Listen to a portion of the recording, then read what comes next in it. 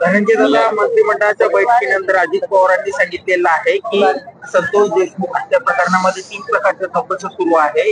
या चौकशीमध्ये जो कोणी दोषी आढळेल त्यावर आम्ही कारवाई करू. त्यामुळं सध्या आपण जर पाहिलं तर धनंजय मुंडे यांचा राजीनामा डायरेक्टली नाही पण इनडायरेक्टली घेण्यास त्यांनी नकार दिलेला आहे. माझं स्पष्ट मत आहे, माझ्या भावाच्या न्यायासाठी मी आणि समाज, गाव, सर्व लोकप्रतिनिधी, विविध संघटना आणि सर्व स्तरातील लोक हे न्यायाच्या भूमिकेत आहेत. आणि मुख्यमंत्री साहेबांनी दिलेला शब्द आहे त्यावर आमचं कुटुंबीय, गाव, समाज म्हणजे अस्वस्थ आहे की मुख्यमंत्री साहेब आपल्याला न्याय देणार, हे शासन आपल्याला न्याय देणार. जरी यंत्रणा सगळ्या राबवलेल्या असल्या तरी त्यांना इनडायरेक्टली जर काही अडचणी आल्या तर त्याची जिम्मेदारी ही घेतली पाहिजे.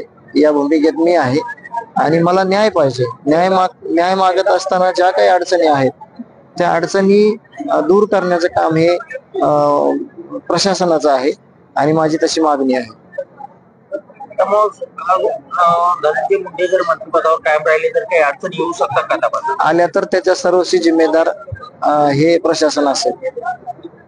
मला सांगा, अंजली मुख्यमंत्री दोन्ही उपमुख्यमंत्री भेटले आणि अजितदादा असे देखील सांगितले की येऊन दोघांनाही भेटला. मात्र दोघांचे एकच मत आहे की जोपर्यंत आरोप सिद्ध होत नाही तोपर्यंत एखाद्यावर बळजबरीने कारवाई करणं हे देखील योग्य नाही. याच्यातले जे आरोपी आहेत ते सुद्धा आम्ही म्हणजे जे खुनातले आरोपी आहेत ते देखील असंच म्हणत होते की आमच्यावर काही गुन्हा नाही, आम्ही काही केलेलं नाही, पण आज ते सगळ्या गुन्ह्यामध्ये आहेत.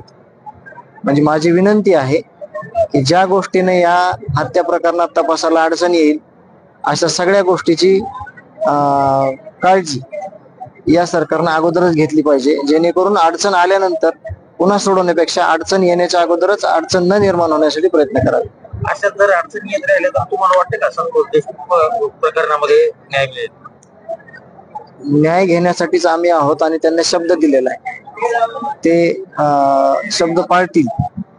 तशा दृष्टिकोनातून ज्या यंत्रणा राबवलेल्या आहेत त्या काम करतायत.